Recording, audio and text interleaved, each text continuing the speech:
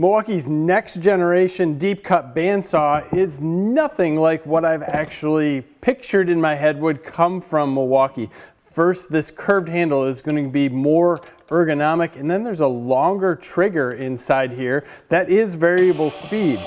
Now beyond that, we also have mode controls, which we can go with mode 1, 315 surface feet per minute, mode 2, 430 surface feet per minute, and mode 3, 550 surface feet per minute.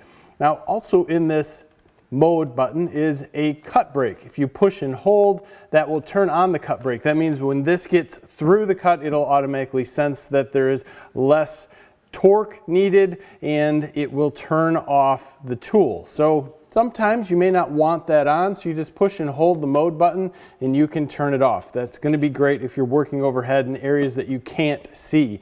The trigger lock is inside this handle that's curved. You do not feel it a bit. It's a little bit hard to get to. You are not going to most likely ever turn the trigger lock on accident. Pretty nice system. The guard or material stop is going to be easy to adjust just with this simple button. That's it. Super easy, super simple to put together. You have a rafter hook on the top, a tether that's on the side. There is no rubber overmold up front. Even though it looks like it, it's a little bit textured. This is thin to me. Very easy to grab, but feels thin. So it's going to work good with gloves, anything else. Sweet setup. The one thing that I noticed, it's rated with a 5 amp hour battery. And I know 5 amp hour batteries are going to be what 99% of people have.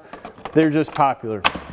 When you put a larger, this is a forged battery on it, it covers the mode up slightly. Not much, but the bigger the battery, the more it might cover that up. It is by no means a problem. I'm just pointing it out. This tool seems to beg or like to have a smaller battery as far as width goes. Not a big deal at all in my mind. This is going to be the tool-free tensioner for the blade. As we flip this guy over, there are no covers on this side at all. We have a brush that's cleaning off the wheel. Just wide open, simple to see. Now if we turn this on, the variable speed trigger is great. It is a huge trigger. I mean, take a look at that thing. But grabbing it in any area ergonomically is perfect. Here is max speed.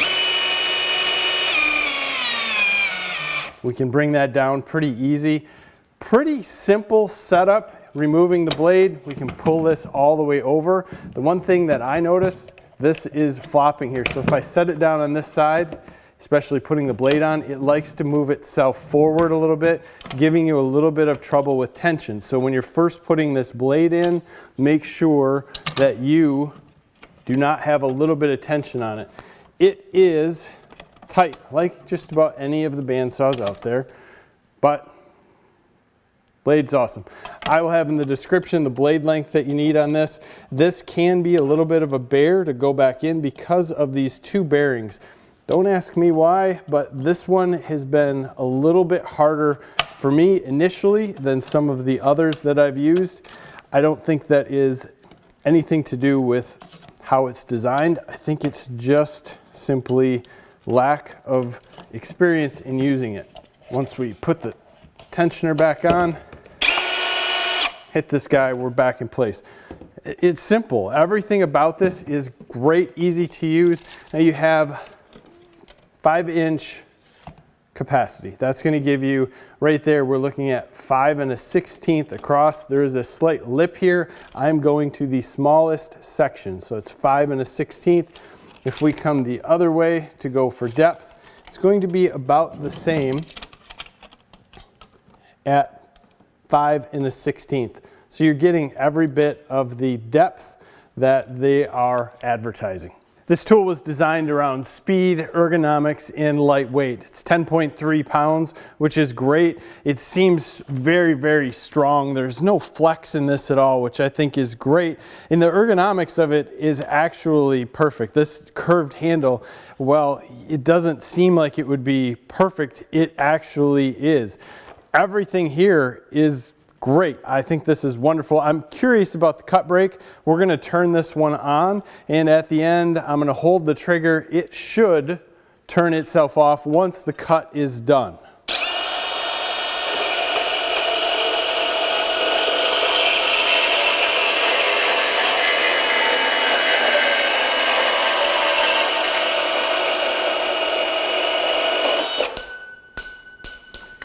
Out of habit, I let go of the trigger. Let's just try that one more time.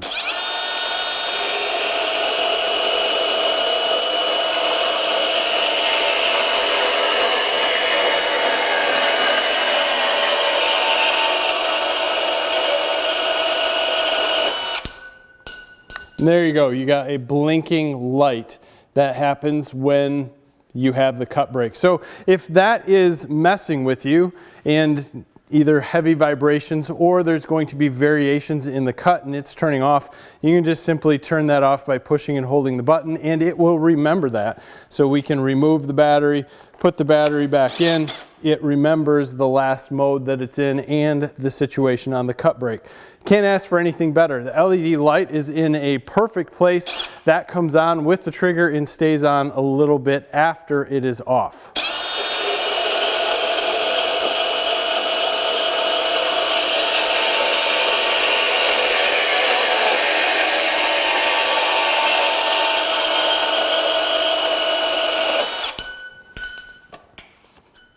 Pretty sweet. I don't usually pull the box out here, but I find this interesting because there are different bandsaws in here, and I believe that this yellow indicates this is most likely the DeWalt. So they're talking here 10.5 pounds for the tool, 12.3 for what I'm assuming is the competitor in yellow. But when we get to faster cuts, this is what I was impressed with. First, the bottom line here, which is kind of brown, says 50 seconds, and we're talking about 4-inch Schedule 40 black iron pipe. So their previous model took 50 seconds to get through that pipe. They're saying that this yellow competition model took 43 seconds, and the new generation, the 2920, is going to take 42 seconds. So it's going to be faster. And then this, they are rating it with the 5 amp hour battery on 78 cuts on 1 5/8 inch unistrut. I think it's interesting that they're throwing the yellow competition in here. However that goes, it looks good if it isn't yellow, whatever. It could be DeWalt, could be any of them. The 1 second difference on a cut here doesn't make a difference. To me, the ergonomics of this tool is what's going to sell it to everyone. You pick it up, it is a game changer as far as how it feels. In looking at this tool, the only thing that I can think someone from using the previous generations might miss is the dial for the speed limiter. You still have the variable speed trigger. I don't see where anyone is going to complain about this new trigger. It is really going to help people who are using this over their head or in different odd situations. It's great. Even if you're using it normally, the trigger is a little larger, but I don't think that's going to get into anyone's way at all. The mode button instead of the dial, that's it.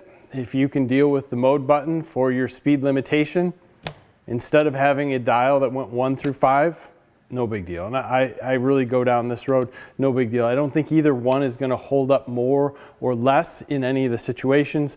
The dial could get dust and chips and different things in it. This button eventually could wear out, have things happen. Both of them are probably susceptible to the same amount of different things that could make them fail.